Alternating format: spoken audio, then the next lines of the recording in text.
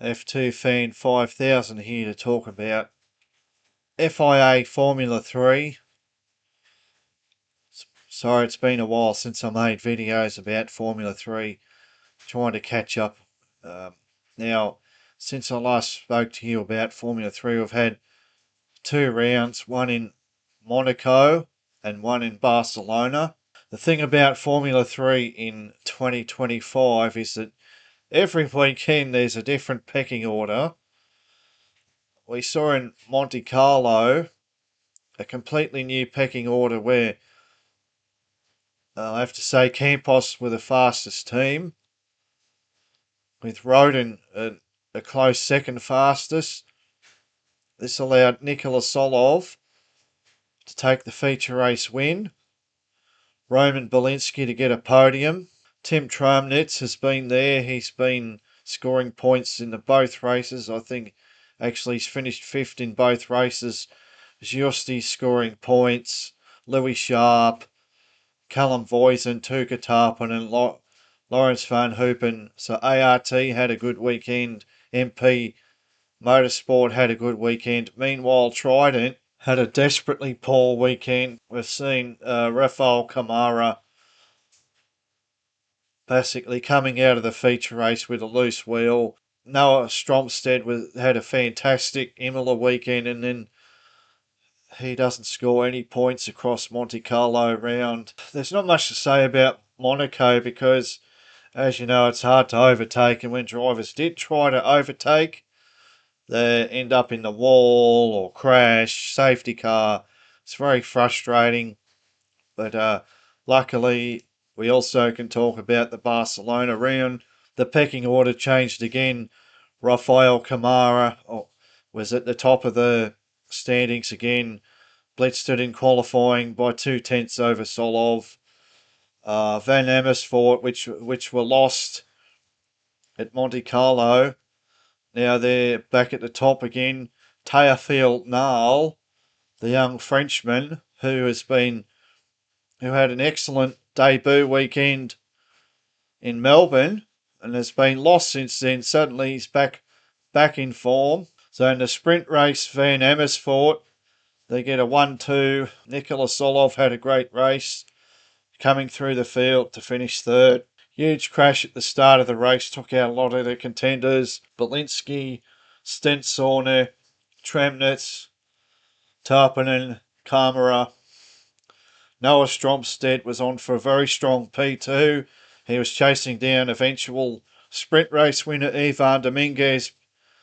He was having another impressive race, and then his car had a failure. Roden were interesting. I think Callum Voisin has been disappointing this weekend.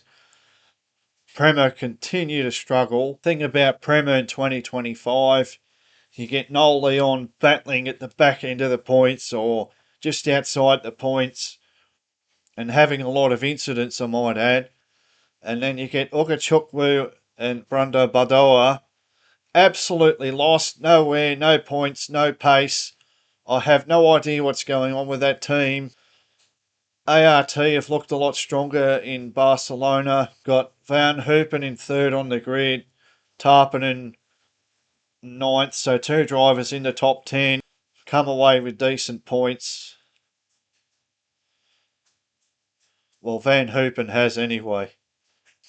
Yeah, dreadful weekend for Tarpon actually. Mr. Consistent. Tramnitz, Mr. Consistent. Dreadful weekend from him. Oh no, he scored points in the feature race. There's Mr. Consistent, Tim Tramnitz. But yeah, Tarpanen's been looking strong. Best of the ART drivers, but a weekend to forget. James Wharton finally getting some points. Belinsky looks like the best Roden driver at the moment, but obviously no points for him. Teofil Nal, as I said, very impressive in the feature race. On Alessandro Giusti, he's just been coming on in leaps and bounds, a little bit slow at Melbourne, but now he's got a feature race podium. I think if he can continue, he can finish well inside the top 5 at the final round of the championship. So MP is sort of always there, but they're never really on the top.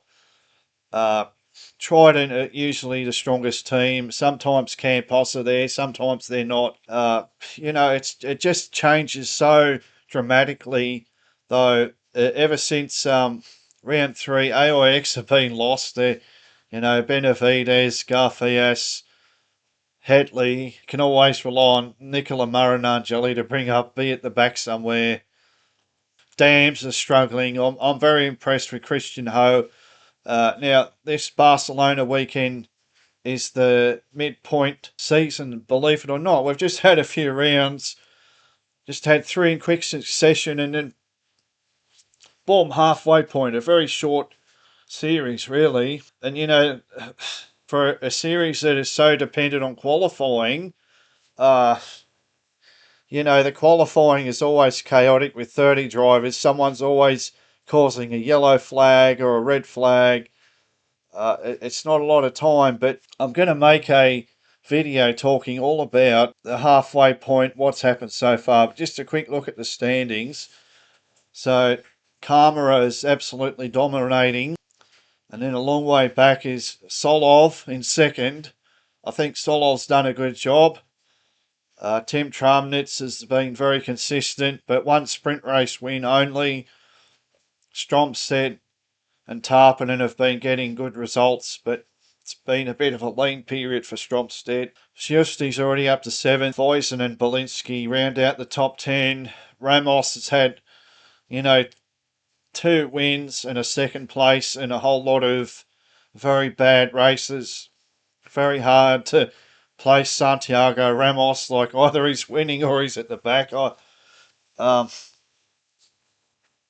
Nikita Bedrin did one weekend, he's 15th out of 35. Some of these drivers are having a terrible season. My goodness. I hope Brando Badoer gets a second season in F3 or something, or Okachukwu. That's just brutal. They're having brutal seasons. They're behind the likes of Bruno Del Pino and Ivan Dominguez. They're just being smashed. It's dreadful, really. I'm smiling, but it's horrible, really. Like, the highly rated driver is very good. I'm surprised Noel Leon only has 4 points. He always seems to be fighting for points, but yeah, he's had some nasty crashes, bad incidents. Yeah, but it's a month away for the race in Austria. Austria's always a very exciting race for Formula 3.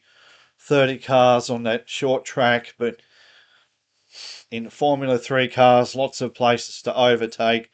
Should be very exciting. I can't wait to watch that.